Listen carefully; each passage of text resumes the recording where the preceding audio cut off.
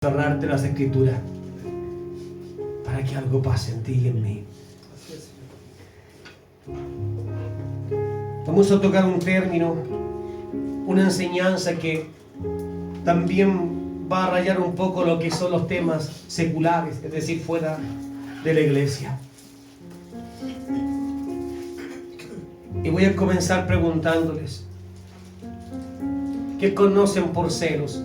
Normalmente el celo o los celos son aquellas contiendas que se levantan, hombres que están celosos de sus propias mujeres, que no viven ni duermen, porque en todo lo que ven, en todo lo que escuchan, huelen siempre la traición, el engaño, la infidelidad. Y también podemos decir lo mismo respecto a las mujeres. Los celos pueden llevarte por un camino que puede terminar con tu vida y con todo lo que conoces como lo hermoso que Dios te ha dado. Esos serían los términos que usaríamos para la palabra celos, o que el mundo allá afuera conoce. Y cuando te preguntan, ¿tú eres celoso o eres celosa? ¿O se te nota que eres celosa por la mirada que le das a tu esposo cuando conversa con una mujer? Hay quienes dicen el que es celoso es porque en su mente ya anda pensando en eso. Y por eso no vive ni duerme. Piensa que lo mismo que sucede en su cabeza puede estar sucediendo en su esposa. O viceversa. Eso es lo que el mundo conoce. Los términos que comúnmente conocemos sobre los celos tienen que ver con hombres o mujeres con una muy baja autoestima. El hombre que es muy celoso, la mujer que es muy celosa, tiene baja autoestima. Siempre está pensando que como es lo peor, como es lo más malo, como ya no se ve como antes se veía, piensa que el hombre ahora está buscando el mismo formato de mujer que en aquellos años. Y también pasa en el hombre. Mira a su mujer, especialmente cuando se arregla, cuando se peina, cuando se pone muy bonita, y aunque lo esté haciendo para ti, muchas veces el hombre piensa que lo está haciendo para otra persona. Y vienen los celos, ataques de celos. Sé que todos hemos conocido en parte esta palabra.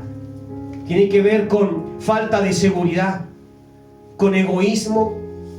Sí, porque solo piensas en ti.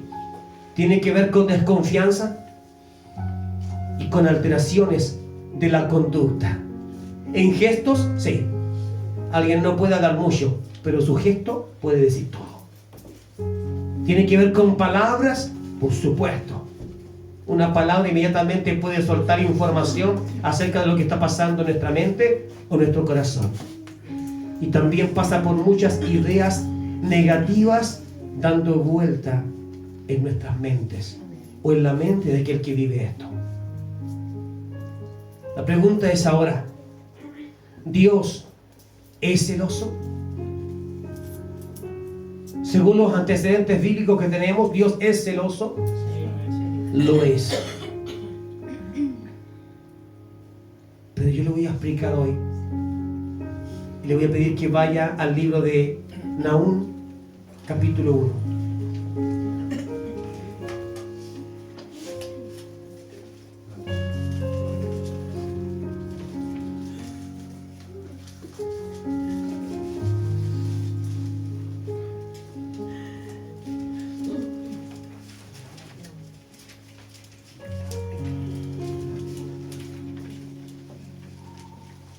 Libro del profeta Nahum. El capítulo es el 1 y el verso que vamos a escudriñar es el verso 2. Usted y yo estamos de acuerdo en que Dios es un Dios celoso, pero debemos saber qué significa celoso para Dios y qué significa celoso para nosotros. ¿Sí? Veamos entonces lo que dice y leo en el nombre de Cristo Jesús. Amén. capítulo 1, verso 2, dice: Dios celoso y vengador es Yahweh. ¿Alguien tiene una versión distinta? ¿La Valera?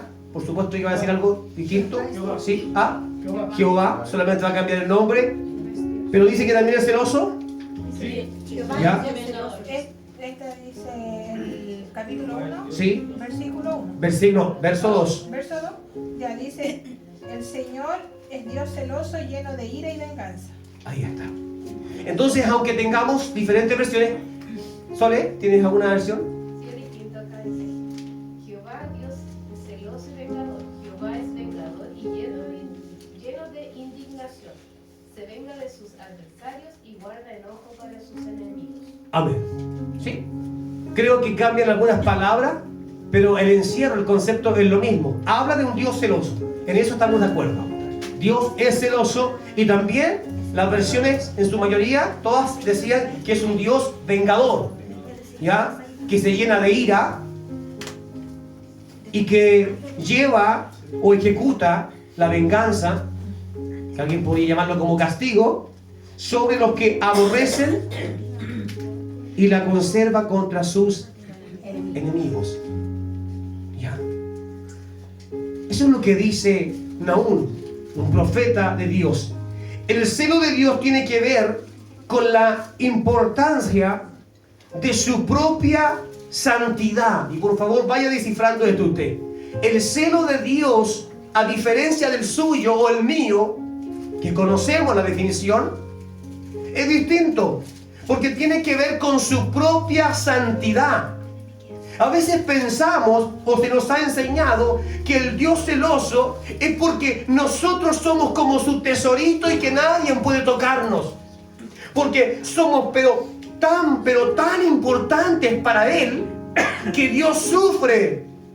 Sufre porque tú estás con otro Dios y no con Él. Y Dios dice allí en su trono: ¿por qué me han dejado? ¡Qué pena! Me siento mal como Dios. No es así. Porque no es el mismo celo que tiene el esposo cuando su esposa conversa con el vecino, con la vecina, con un amigo.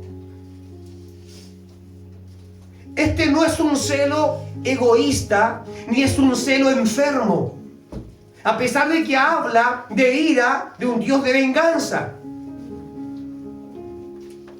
La importancia está en su propia santidad. ¿Qué es lo que guarda a Dios con celo? Es su propia santidad. Lo que le provoca a Dios la ira no es que usted o yo me contamine. Es que contaminemos, ¿qué cosa? Lo santo.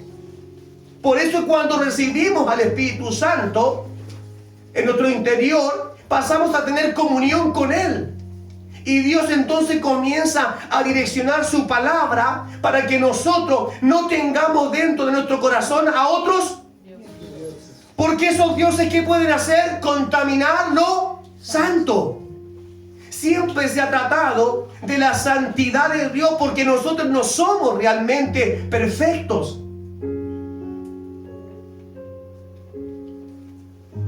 Pero hemos aplicado términos del mundo en cuanto a los celos perturbados de un hombre o de una mujer, y los hemos aplicado a Dios, pensando que Dios podría rebajarse en esa condición.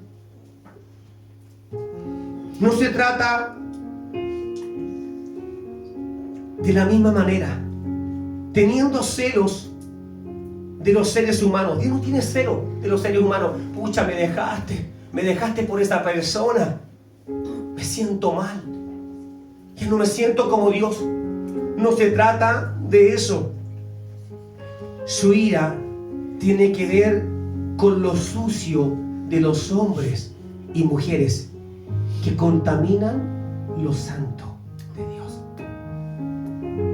Por eso es celoso, es decir, esta es mi gloria, esta es mi santidad. He puesto mi espíritu en vosotros. Pero ¿qué nos pide? Que cuidemos el templo. Y por eso dijo: no estaré más en templos, ¿qué más? Hechos, sino ¿dónde? En el corazón del hombre. Por esa razón, es que Dios es celoso de que su presencia no sea rodeada de la mucha basura que nosotros podemos meter ahí adentro. Vamos a entender algo. El libro de Ageo está por ahí avanzando, está cerca de ese. Libro del profeta Ageo, capítulo 1.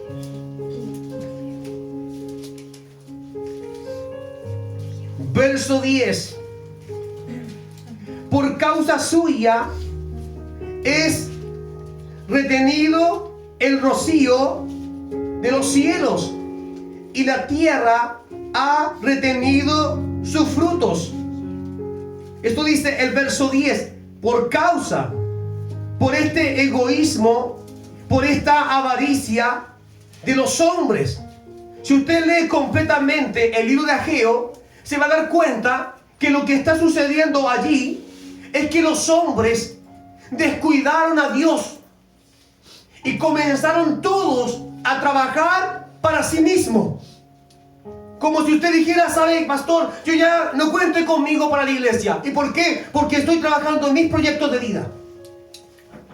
Estoy trabajando en mis sueños, en mis ideales, y esta iglesia comenzará a quedar vacía. Luego usted dice: y el pastor tampoco está trabajando en la iglesia. ¿Y qué hace el pastor? No, el pastor está trabajando en otras cosas, y de hecho le está yendo bien. Está ganando plata el pastor, está viviendo cómodamente, Dios lo está bendiciendo. Alguien podría decir: sin embargo, la casa de Dios ha quedado abandonada. Este es el contexto en el libro de Ageo del profeta. Está diciendo que esa es la causa por la que Dios estaba enviando castigo o maldición sobre el pueblo. Porque los que prometieron ser fieles a Dios ya no lo eran. Los que prometieron cuidar de la presencia de Dios en el lugar santo ya no lo estaban haciendo. Cuando traemos esto a nuestra vida, yo creo que ya viene un tirón de oreja para cada uno de nosotros. Porque sí ha pasado eso. Ha pasado que le hemos dicho cosas muy lindas al Señor. Hemos sentido el toque de su Espíritu Santo. Y le hemos dicho: Señor, yo quiero servirte, yo quiero cuidar lo que tú me has dado. Pero solo basta que pase tal vez un mes y ya vas a abandonar tus propias palabras. ¿Trabajando para quién? Para ti mismo. Ahora, ojo con esto. Hay muchos que dicen: no, usted está equivocado. Yo no trabajo para mí. Yo trabajo para mi esposo, para mi esposa, para mis hijos, para mi mamá, yo trabajo para eso. Estás trabajando para ti. ¿Sabes por qué? Porque es para ti, aunque digas otra cosa. Es porque la mayoría de todas las cosas que vas a buscar afuera ni siquiera son tan necesarias.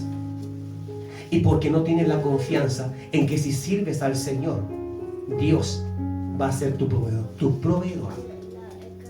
Por lo tanto, llegas a un consenso con Dios y quieres trabajar 50 y 50.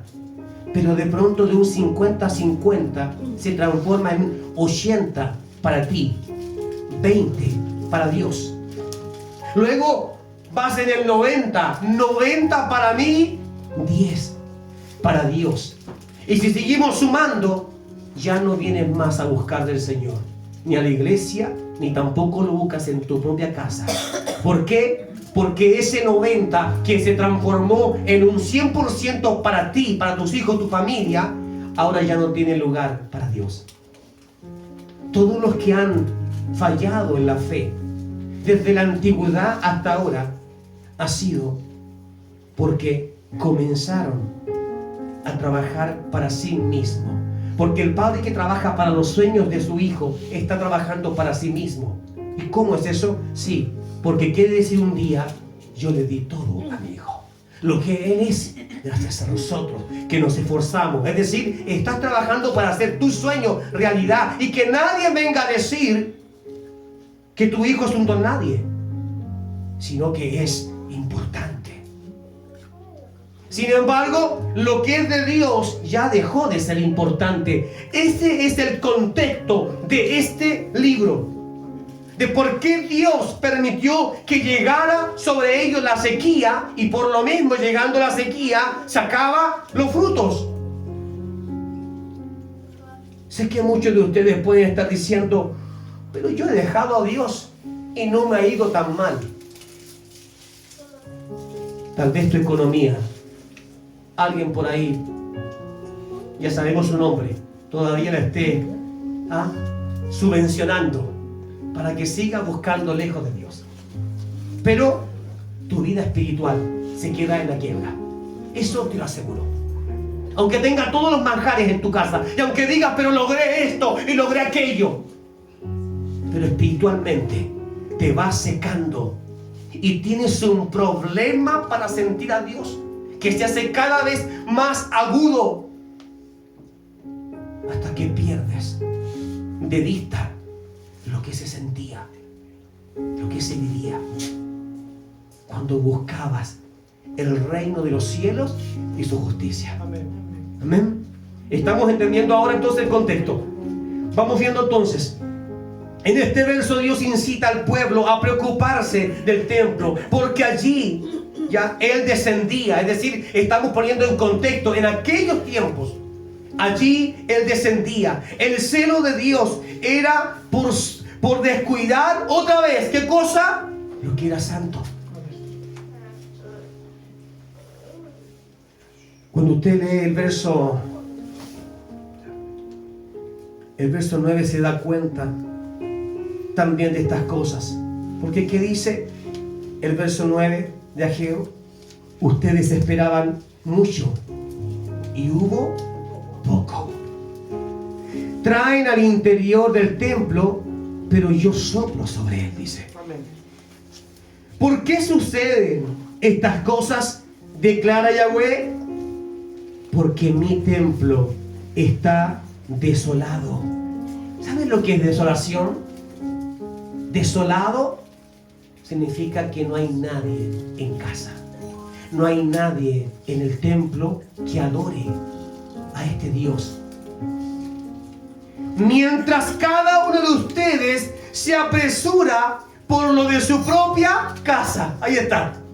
Es decir, el verso 9 que le estoy entregando ahora nos está diciendo cuál es la causa de por qué muchos hijos viven en maldición. Y yo no quiero vivir en maldición. Yo quiero tener lo que necesito para mi familia. No más.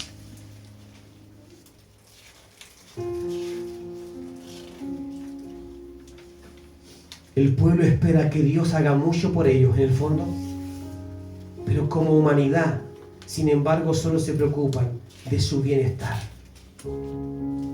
Vaya al Salmo 69, por favor. Estamos entendiendo por qué viene el celo de Dios y por qué viene la ira de Dios, para que usted lo sepa. Y para que vaya comparando, por favor. ¿Va notando las diferencias del celo de Dios con el celo que conocemos nosotros aquí en la humanidad como hombres? Es distinto, ¿cierto? Es bastante distinto. El celo de nosotros puede estar tan contaminado, tan lleno de basura, de mentira, de pensamientos morbosos. El celo de Dios tiene que ver con protección de su misma santidad, porque Él es santo, santo, santo. Amén. Libro de Salmos. Les di el capítulo. Salmo 69, entonces. ¿Alguien por ahí puede leerlo? 69, verso 9. A ver si la versión está... ¿Lo leo? Sí, 69, verso 9. Bien fuerte, por favor. El celo por tu casa me ha consumido, y los insultos de aquellos que te insultan han caído sobre mí. Amén. Voy a leerlo yo ahora con esta versión. Dice: porque el celo de tu casa me consume, y el vituperio, ¿ya?, de los que te vituperan cayó sobre mí. Esta es una palabra que usó Jesucristo, aunque ya había sido muchos años atrás, dicha por David. Sin embargo, Jesús recogió esta misma palabra para hablar de sí mismo cuando dice: porque el celo de tu casa me consume. Es decir, Jesucristo comenzó a airarse con la iglesia de aquel tiempo cuando Él llegó a esta tierra. Se dio cuenta de lo que estaba pasando dentro de la iglesia, entre religiosos, entre fariseos, seduceos, los celotes y muchas otras etnias más que habían en aquel tiempo. Y Jesús se airó y por eso dijo: el celo de tu casa me consume. Porque comenzó a darse cuenta que dentro del templo estaban pasando cosas feas, cosas muy malas, que el templo estaba siendo abandonado y en algunos aspectos los sacerdotes se estaban aprovechando de la gente humilde, del pobre, de la viuda, del anciano. Estaban acumulando cosas para sí mismos, los sacerdotes, los religiosos de la época. Y eso provocó el celo en Jesucristo. Y por eso dice: tu celo me ha consumido. El celo de la casa, es decir, el mismo celo de Dios ahora estaba en Cristo, siendo celoso, diciendo: ¿en qué han transformado la casa de mi Padre? La pregunta es: ¿se trataba entonces del celo del hombre? ¿Que Dios quería proteger al hombre? No. Dios en Cristo estaba molesto porque habían ensuciado la santidad de ese lugar, en donde muchos iban a orar y a buscar respuesta. Ahora se transformó en un lugar, en un almacén para hacer negocios. Hay que tener cuidado, mis hermanos, de nosotros no transformar la casa de Dios en un negocio. Pastor, ¿y cómo puede pasar eso? Puede pasar que yo a ustedes los manipule para que traigan más plata. O puede pasar que usted quiera manipular a Dios. Señor, yo hago esto, pero si tú me bendices. Señor, yo voy a la iglesia, pero que no me falte esto. Si me subo el sueldo, Señor, yo voy a estar ahí y te voy a dar más. Manipular. La oración de David es la misma frase que diría Jesús posteriormente. Pero otra vez se trata del celo santo de Dios, no del celo de hombre con mujer, como usted lo conoce. Libro de Marcos, capítulo 11.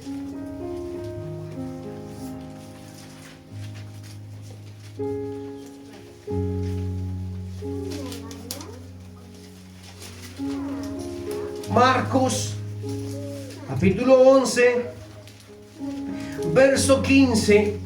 Escuche con atención, iglesia. Y llegando ellos a Jerusalén, Jesús entró al templo de Dios y comenzó a expulsar a los que compraban y vendían en el templo.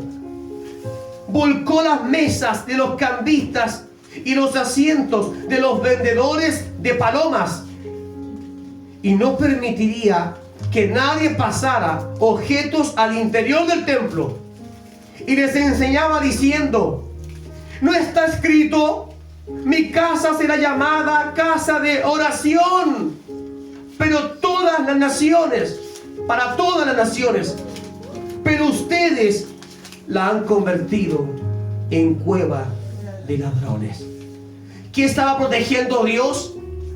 Su santidad, su presencia misma.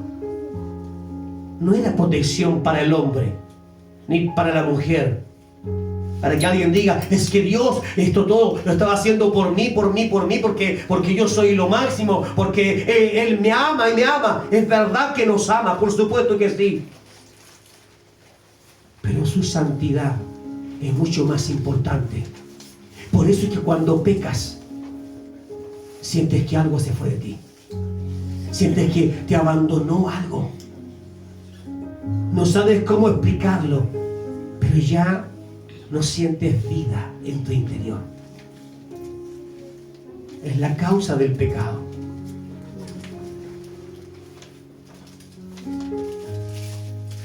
Jesús otra vez, celoso de los santos, no de sacerdotes, no de un templo físico.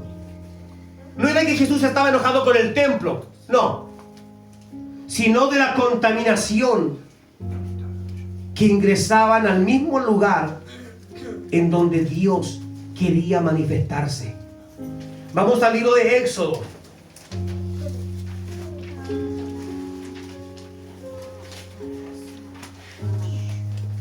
Éxodo capítulo 32.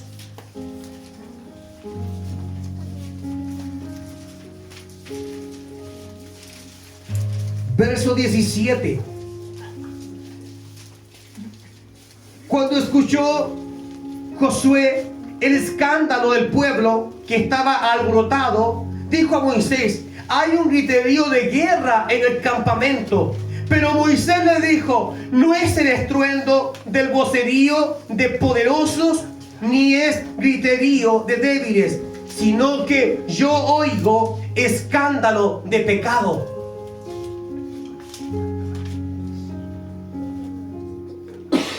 Cuando se acercó al campamento, verso 19, y se percató del becerro y de los címbalos, Moisés se encolerizó, se enojó, se enfureció, y arrojando las tablas de sus manos, las rompió al pie del monte. Luego tomó el becerro que ellos habían hecho y lo quemó en el fuego. Después lo molió hasta reducirlo a polvo, e hizo que lo bebieran los de la casa de Israel. Lo que Moisés está viviendo aquí es reconocido como el celo santo. No es celo por sí mismo. Me faltaron el respeto, yo soy Moisés, su líder. No, es el celo por lo santo. ¿Cómo es posible que mientras yo estoy con Dios, buscando refugio para ustedes, palabra, dirección para ustedes, ustedes ya han cambiado de Dios? Ya se han olvidado de lo santo de Él. Eso es lo que hizo la ira en Moisés. Sintió que ese pueblo se estaba burlando de Dios. ¿Cuántas veces crees tú que Dios mismo, no Moisés, Dios mismo ha sentido que tú te burlas de Él? Sí, así, textualmente, te burlas de Él. Sí, Señor, lo voy a hacer, me comprometo, te obedeceré, tú serás el primero. Pero es simplemente palabras que lanzas para burlarte de Dios. Porque si Él fuera lo primero, ¿qué es lo primero? Lo primero es que no hay nadie más antes que Él. Vivimos una experiencia hace poco y voy a contar un poco esto. Alguien dijo por ahí, y no voy a decir nombres, pero están aquí mis hermanos, y lo cuento para testimonio, para ayuda de la iglesia,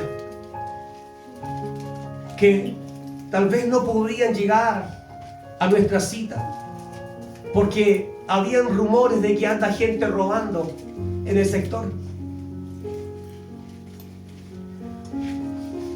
Entonces se excusaron diciendo: creo que no podemos ir. Y la gloria a Dios, porque el Espíritu Santo trabajó en sus corazones esa misma tarde, y se dieron cuenta, ambos se dieron cuenta de que estaba mal. ¿Cómo podían tomar una decisión? Porque me están amenazando que un ladrón va a venir a casa, o que anda en el sector y puede entrar a mi casa. Y dijeron: no vamos a dejar a Dios.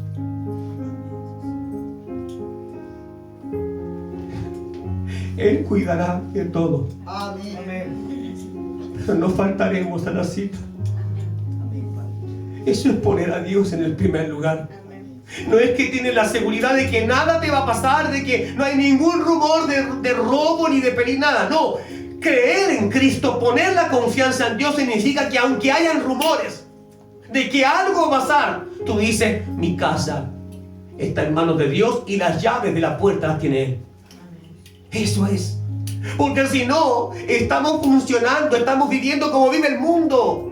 El mundo vive así, iglesia. El mundo dice, no, es que no puedo porque andan robando. Es que no puedo porque esto. Es que no puedo por esto otro. Y muchas excusas. Muchas excusas. ¿De qué te sirve cuidar? ¿De qué me sirve a mí cuidar mi casa ahora mismo? ¿Usted cree que los vecinos no saben que salimos todos los domingos? Lo saben. ¿Podría alguien entrar a robar? Por supuesto que podrían hacerlo. Pero hasta el día de hoy, sirviendo al Señor, dándole el primer lugar, no nos han robado. Y el día que nos roben, bendito sea el Señor, porque estuvimos en el lugar en donde prometimos que estaríamos. Amén. Eso es poner a Dios en el primer lugar. Amén. No darle migajas. Las migajas son para los perros, Jesús lo dijo. Las migajas son para los perrillos. Para Él lo mejor. ¿Quién está antes que Dios en tu vida? ¿Quién es el que tiene el poder sobre tu vida? De apretar un botón, de apretar un número, lo que sea. Y tú dejas a Dios. De decirte una palabra y tú caes al suelo y te derrumban y ya no crees en Dios. ¿Quién tiene ese poder para manipularte? Que te hace dejar atrás a Dios. El enemigo. El enemigo. Pero ¿en quién trabaja el enemigo? El enemigo no se presenta personalmente. Hola, ¿qué tal? ¿Cómo estás? Soy el diablo. No. En personas. Y a veces serán los cercanos a ti los que te van a decir, no vayas. ¿Para qué tanto ir a la iglesia? Si Dios está en todas partes. ¿Acaso Satanás no conoce la palabra? Por supuesto que sí. Y a veces mejor que nosotros. Pero iglesia, el celo de Moisés es porque un pueblo que había prometido, te serviremos, solo sácanos de aquí, solo sácanos de la esclavitud. Llevamos 400 años, nuestras generaciones han estado clamando por lo mismo. Y cuando llega Moisés, ¿cierto?, para decirle, Dios me ha hablado, es tiempo de salir. Es tiempo de que se corten esas cadenas de esclavitud, porque Dios nos está llamando a adorarle en el desierto. Amén. Amén. A todos nosotros Dios nos llamó para cortar esas cadenas y dijo, vengan, ahora quiero que me adoren a mí. Nótese, adorar en el desierto significa adorar en la prueba, adorar en la aflicción, Amén. adorar cuando todo va mal. Amén. La famosa tierra que esperaban no era una tierra que la conocieron el mismo día para decir qué maravilloso, Dios nos sacó de la esclavitud y mira cómo estamos ahora, qué bien. No, tuvieron que vivir procesos fuertes. Y esa generación no alcanzó la promesa de Dios. Dios te ha llamado. Tiene una promesa mejor para ti, para mí, en el reino. Pero sabes si vas a alcanzarla. Porque de seguro el pueblo pensó lo mismo. El primer día que iban saliendo dijeron, wow, por fin, qué bien.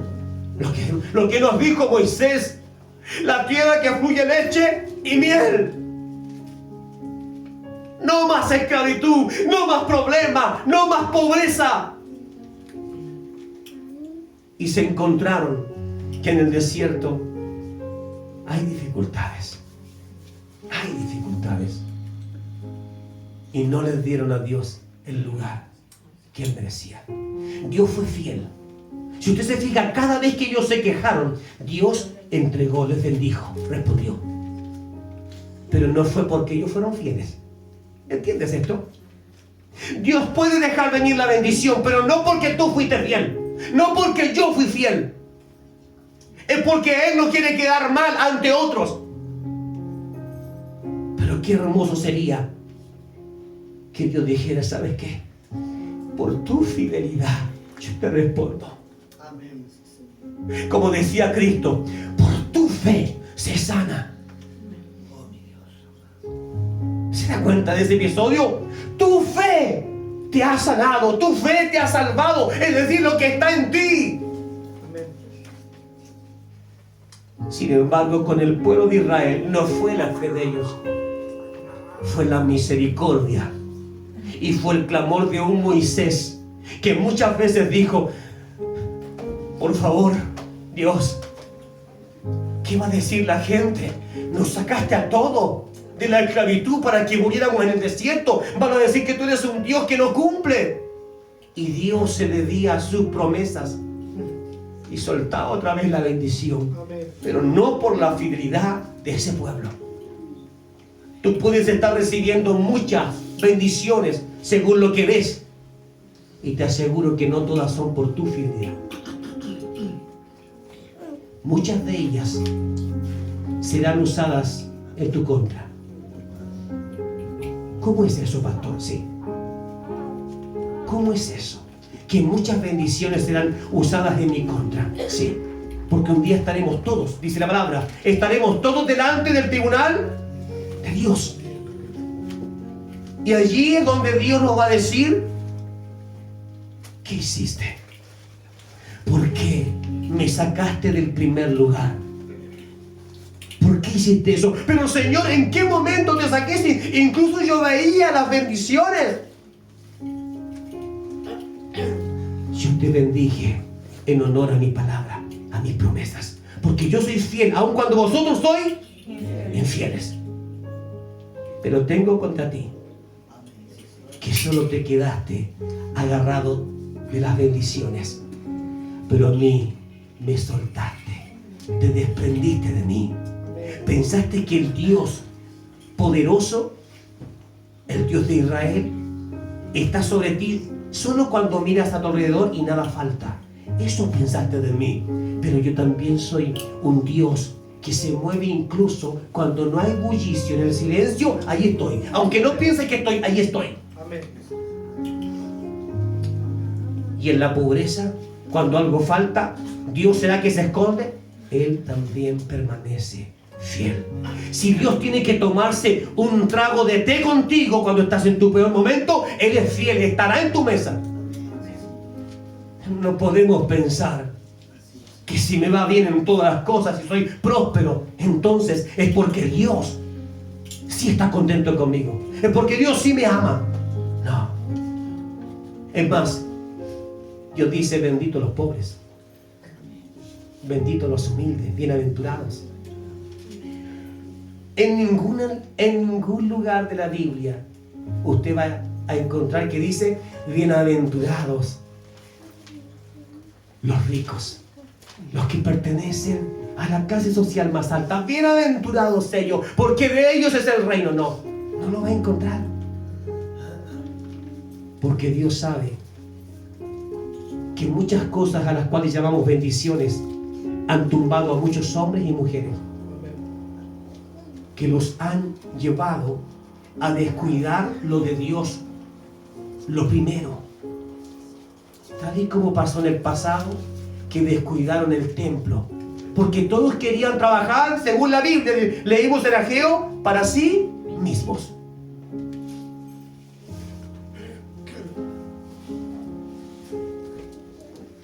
Moisés no tiene celos de los hombres o del pueblo.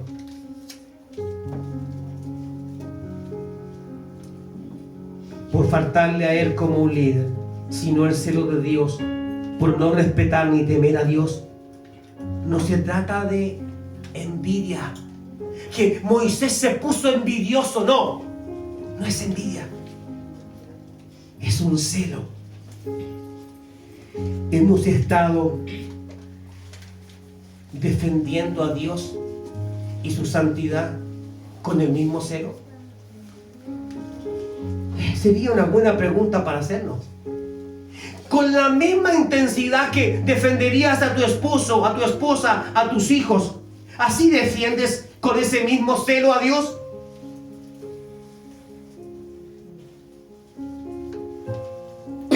Las palabras que Dios me da son fuertes, son duras.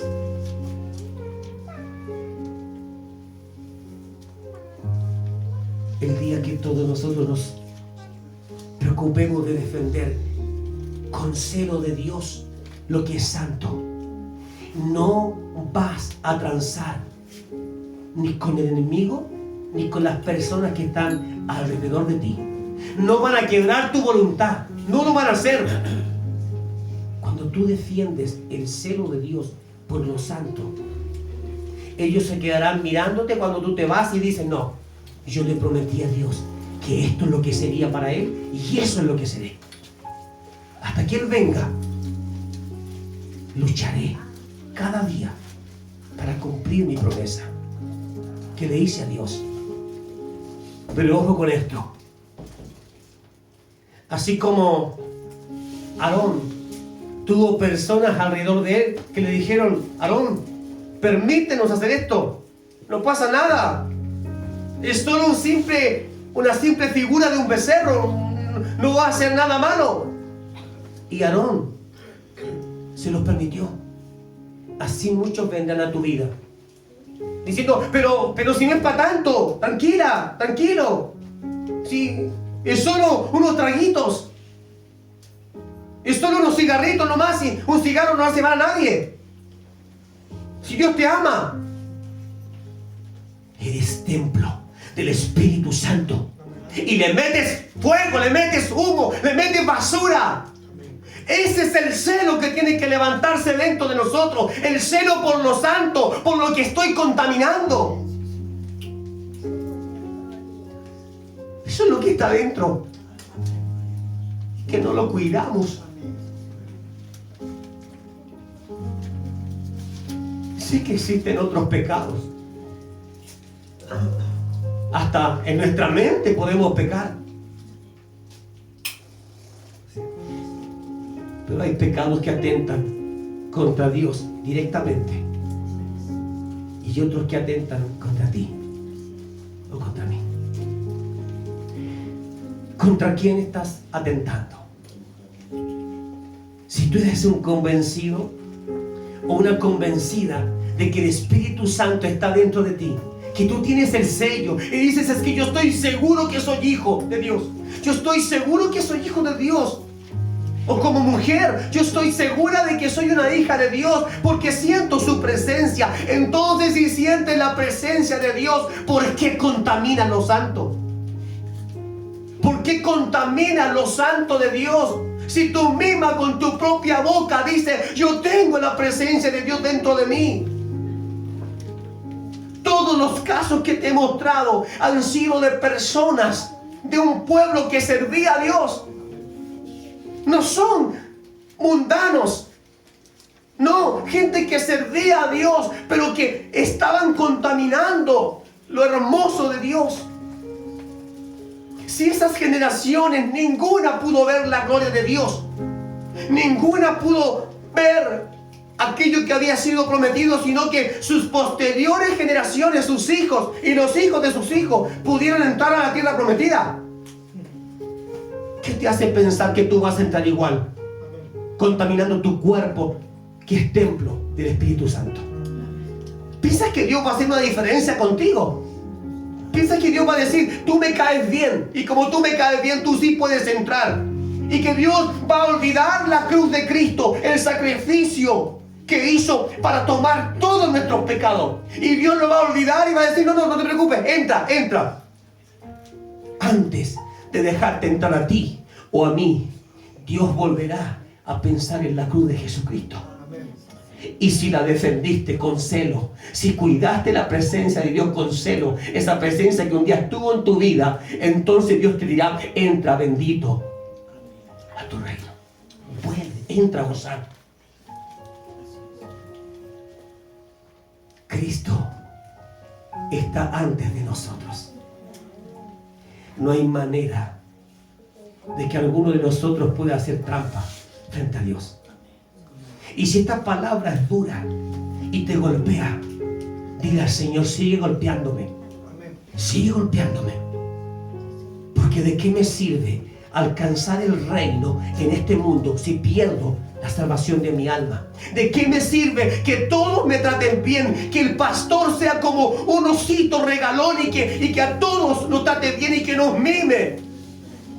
Y que si estamos en pecado que nos digan, no importa, mi hermanito, no se preocupe, si Dios le ama. ¿De qué sirve un pastor así? Es un miserable que te está acomodando el camino para el infierno. Amén.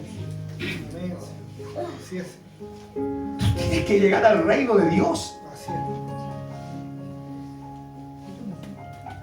es. ¿Sabes qué? En esta predicación ninguno de nosotros debería reír.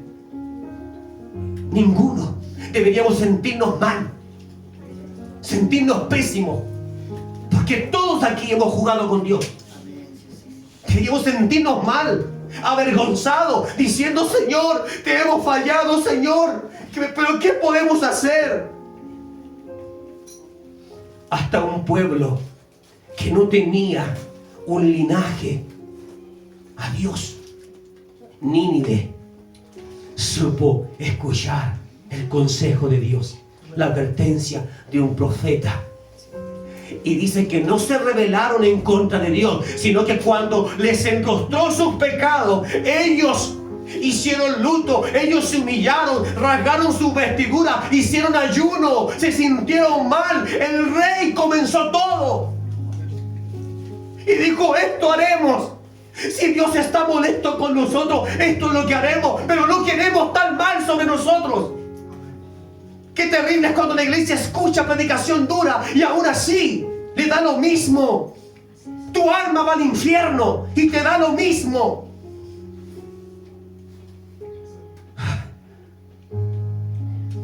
Si hay algo que me gustaría, es que todos pudiéramos tener la sensación, aunque sea 1 minuto o 2 minutos, de saber lo que se siente estar ahí abajo. Quizás eso removería todo lo que piensas acerca de la eternidad. Y tomarías a Dios en serio. Y correrías a Él. Y no te importaría si llueve, si hay mucho sol, si hay calor, si hace frío. No te importaría si estás enfermo. Pero ¿cómo, pastor? Sí, ¿acaso no eran los enfermos los que se arrastraban para conocer a Cristo? Amén. Amén. Ellos podrían decir, estoy enfermo, Él tiene que entender que no puedo ir. No, era al revés. Los enfermos caminaban y pedían, llévame, llévame. Se peleaban por escuchar la palabra. Hoy en día la iglesia se pelea, pero se pelea por quedarse en casa.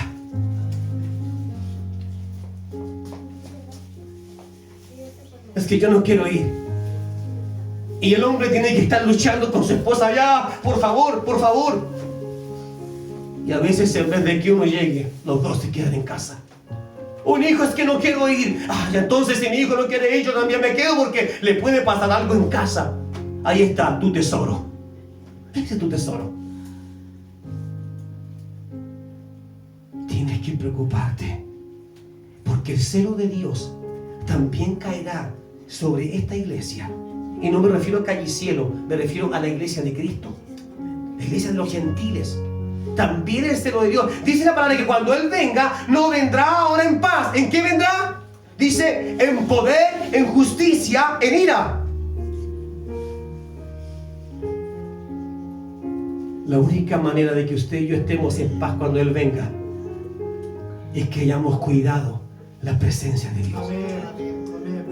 Que si Dios puso algo en tu corazón que en algún momento te ha hecho quebrarte por dentro y sabes que es Él, cuídalo.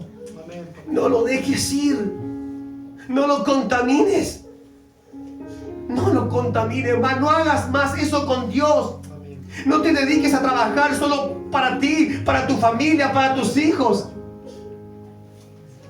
¿Quién salvará tu alma? Tu esposa, tus hijos. ¿Será que tus hijos tienen algún tipo de convenio con Dios para decirle, bueno, deja entrar a mi padre porque él trabajó para mí? No. Esto es individual. Esto es personal. Se trata de tú, parado frente al Dios que creó todo, al que tiene el poder de aplastarnos, al que nos llama que somos propiedad y herencia de Él, y al mismo que nos dice que somos como un simple gusano. Es el mismo Dios. Iglesia, por favor, te voy a pedir que cierres los ojos, que comiences a pedirle al Señor ayuda para que aparezcan frente a ti todas aquellas cosas que están mal. Todos esos momentos en donde tú abiertamente te has burlado de Dios. Es más, eres capaz de mentir. Eres capaz de mentir aquí en la iglesia, fuera de ella. Eres capaz de decir, yo voy a ir, y por dentro sabes que no vas a ir. Eres capaz de decir, cuenta conmigo, y por dentro sabes que no se puede contar contigo. Todas las veces que te has burlado de Dios, pensando me estoy burlando del hombre, debes pedir perdón, porque eso es lo que yo mismo hago todos los días. Y no como un reincidente que busca hacer lo malo, sino como alguien que quiere mirar hacia adelante. Padre, si hay alguien aquí que esté orando y pidiendo perdón, te ruego que inclines tu oído. Sea hombre, mujer, niño o joven, anciano, que esté aquí pidiendo perdón de corazón y que esté reconociendo delante de usted, Padre, reconociendo que muchas veces ha contaminado lo santo,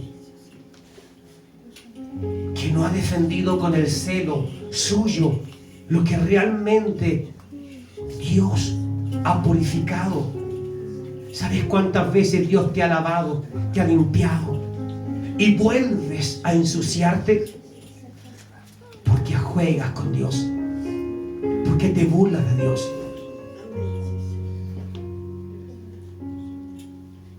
Es tiempo de pedirle perdón. ¿Quieres vivir la santidad? ¿Quieres tener ese tiempo de intimidad con el Señor cuando sabes que Él está allí en tu habitación y todo se vuelve distinto?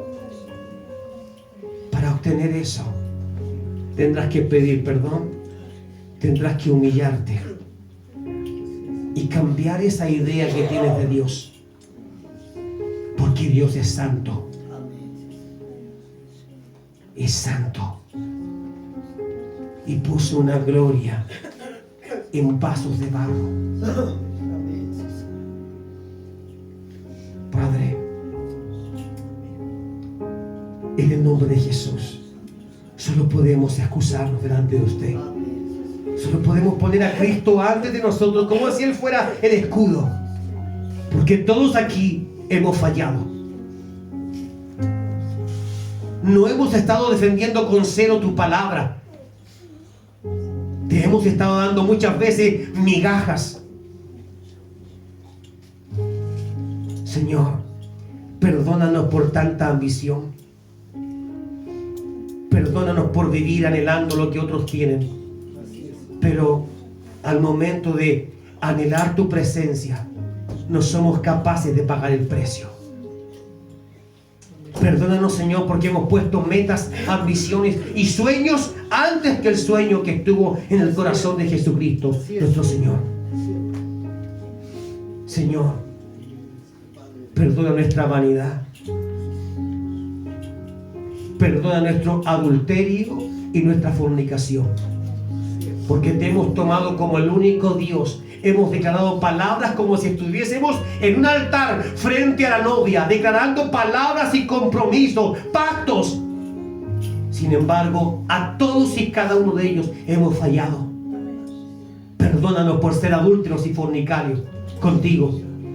Porque siendo el único Dios, muchas veces te cambiamos por el Dios del dinero, por el Dios de aquellas riquezas, por el Dios, Señor, de esos sueños de hombres y mujeres.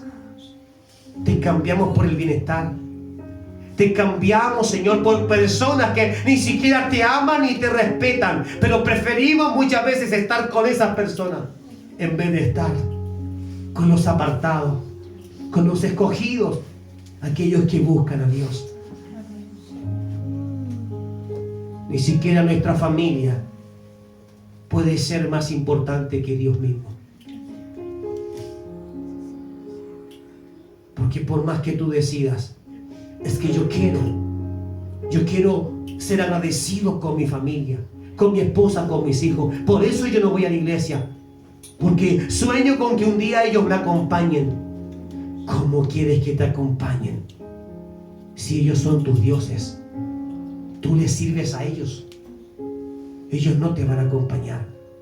Eres tú el que debe quitarlos de ese lugar y poner a Dios, para que ellos puedan tener la oportunidad de ver a un hombre de Dios o una mujer de Dios.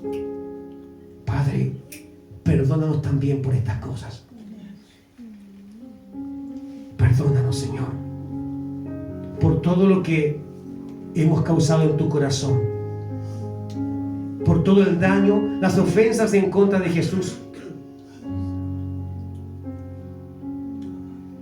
Y hoy sufrimos, Señor. No sé cuántos aquí, Señor, realmente de los que están conversando contigo ahora están sufriendo con esto. Pero yo hoy sufro. Yo hoy sufro, Padre. Sufro porque quiero hacer las cosas bien. Quiero caminar en santidad. Quiero darle honra a tu precioso nombre. Quiero que en mi vida vean a un hijo de Dios intachable. Si aquí hay hombres o mujeres que también estén deseando lo mismo, primero debes saber en dónde tienes a Dios, en qué lugar. Porque si antes de Él está tu esposa, está tu esposo, están tus hijos, está tu buen trabajo, bien remunerado, entonces tú no tienes nada. Mas el que tiene a Cristo en el primer lugar, lo tiene todo. Padre, en el nombre de Jesús, he entregado tu mensaje tal y como tú me lo entregaste a mí, sin agregar ni quitar, Padre. Y espero, Señor, que cada uno de nosotros, incluido yo, podamos tomar esta palabra como si fueran semillas de oro y que las cuidemos tanto para que a su vez también ellas produzcan más oro y podamos brillar por la presencia de Cristo en nosotros, no por los logros que vamos a obtener en este mundo, sino por la presencia de Cristo en nosotros. Ahora, por último, Padre, queremos pedirle perdón a su Espíritu Santo, porque sabemos que a Él le ha tocado un trabajo que no ha sido sencillo, ni ha sido el mejor de todos. Le ha tocado el trabajo de vivir con nosotros, de llevarnos a justicia, a toda verdad, de consolarnos en los momentos en donde estamos siendo agobiados. Pero el mismo que nos cuida, que nos consuela, todo el tiempo está siendo dañado con nuestras actitudes, con nuestros pecados, con nuestra irreverencia, con nuestra tibieza espiritual. Perdónanos también por eso. Y si hay hoy algún corazón realmente arrepentido, Señor, lo vamos a saber, porque los cambios en el hombre o mujer de Dios se muestran